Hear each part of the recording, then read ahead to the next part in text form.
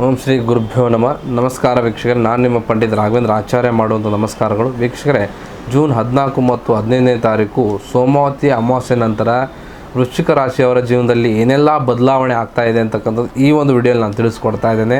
ಅದಕ್ಕಿಂತ ಮುಂಚೆ ನಮ್ಮ ಚಾನಲ್ ಲೈಕ್ ಮಾಡಿ, ಶೇರ್ ಮಾಡಿ ಹಾಗೂ ಸಬ್ಸ್ಕ್ರೈಬ್ ಮಾಡ್ಕೊಳ್ಳಿ. ಮೊದಲಿಗೆ ವೃತ್ತಿ ಮತ್ತು ವ್ಯವಹಾರದ ಬಗ್ಗೆ ನೋಡುವುದಾದರೆ, ಈ ಒಂದು ಅಮಾವಾಸ್ಯೆ ನಂತರ ನಿಮ್ಮ ರಾಶಿಯವರ ಫಲಕ್ರಮ ಹೆಚ್ಚಾಗ್ತದೆ. ಕೆಲಸದ ಜಾಗದಲ್ಲಿ ನಿಮ್ಮನ್ನು ತುಳಿಯಲು ಯತ್ನಿಸ್ತಕ್ಕಂಥ ವ್ಯಕ್ತಿಗಳು ತಾವಾಗಿ ಸೈಡ್ ಆಗ್ತಾರೆ. ಆದರೆ ಕೆಲಸದ ಜಾಗದಲ್ಲಿ ಯಾರೊಬ್ಬರ ವಿಷಯಕ್ಕೂ ನೀವು ಮಧ್ಯ ಪ್ರವೇಶ ಮಾಡಿ ಪಂಚಾಯಿತಿ ಮಾಡೋಕೆ ಹೋಗಬೇಡಿ.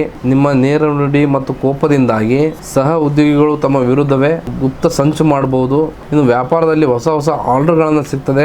ಅದರಲ್ಲಿ ರಿಯಲ್ ಎಸ್ಟೇಟ್, ಮೆಡಿಕಲ್ ರಂಗದಲ್ಲಿ ಇರುವಂತಹ ವ್ಯಕ್ತಿಗಳಿಗೆ ಭರ್ಜರಿ ಯಶಸ್ಸು ಕಾದಿದೆ. ಇನ್ನು ಬಿಸ್ನೆಸ್ ನಲ್ಲಿ ಹೊಸಬ್ರನ್ನ ಅತಿಯಾಗಿ ನಂಬಿ ಜವಾಬ್ದಾರಿ ವಹಿಸೋದಕ್ಕೆ ಹೋಗಬೇಡಿ. ಕೈ ಸುಟ್ಟುಕೊಳ್ಳುವಂತ ಅಪಾಯ ಇದೆ.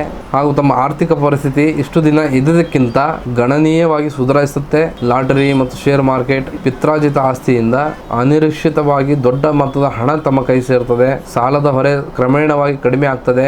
ಆದರೆ ಯಾರ್ದೋ ಸಾಲಕ್ಕೆ ನೀವು ಶ್ಯೂರಿಟಿ ಹಾಕಿ ಸಹಿ ಹಾಕಕ್ಕೆ ಹೋಗಬೇಡಿ. ಆ ಸಾಲ ತಮ್ಮ ತಲೆಗೆ ಸುತ್ತಿಕೊಳ್ಳುವಂತ ಅಪಾಯ ಎದ್ದು ಕಾಣ್ತಾ ಇದೆ.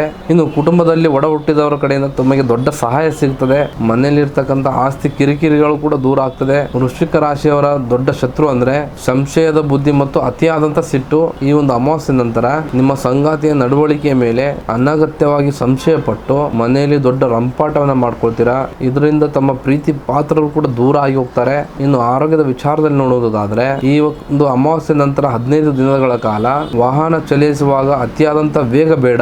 ಒಳ್ಳೆಯದನ್ನ ಗಟ್ಟಿ ಮಾಡಿಕೊಂಡು ಕಷ್ಟಗಳನ್ನ ದೂರ ಮಾಡಿಕೊಳ್ಳಲು ಅಮಾವಾಸ್ಯೆ ದಿನ ಆಂಜನೇಯ ಸ್ವಾಮಿ ದೇವಸ್ಥಾನಕ್ಕೆ ಹೋಗಿ ಸಿಂಧೂರ ಅರ್ಚನೆಯನ್ನ ಮಾಡಿಸಿ ಕಡ್ಡಾಯವಾಗಿ ಹನುಮಾನ್ ಚಾಲಿಸವನ್ನ ಪಠನೆ ಮಾಡಿ.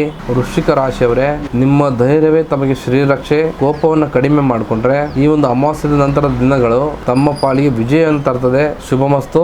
ಆ ವೀರ ಹನುಮಂತನು ನಿಮಗೆ, ನಿಮ್ಮ ಕುಟುಂಬಕ್ಕೆ ಸಕಲ ಧೈರ್ಯ, ಸ್ಥೈರ್ಯ, ಐಶ್ವರ್ಯ ಕಣಿಸಲಿ. ಹಾಗೆ ತಮ್ಮ ಜೀವನದಲ್ಲಿ ಏನೇ ಸಮಸ್ಯೆಗಳಿದ್ರೂ ನೇರವಾಗಿ ಬಂದು ಭೇಟಿ ನೀಡಿ ಅಥವಾ ಫೋನ್ನ ಮುಖಾಂತರ ಪರಿಹಾರವನ್ನು ಕಂಡುಕೊಳ್ಳಿ. ಧನ್ಯವಾದಗಳು.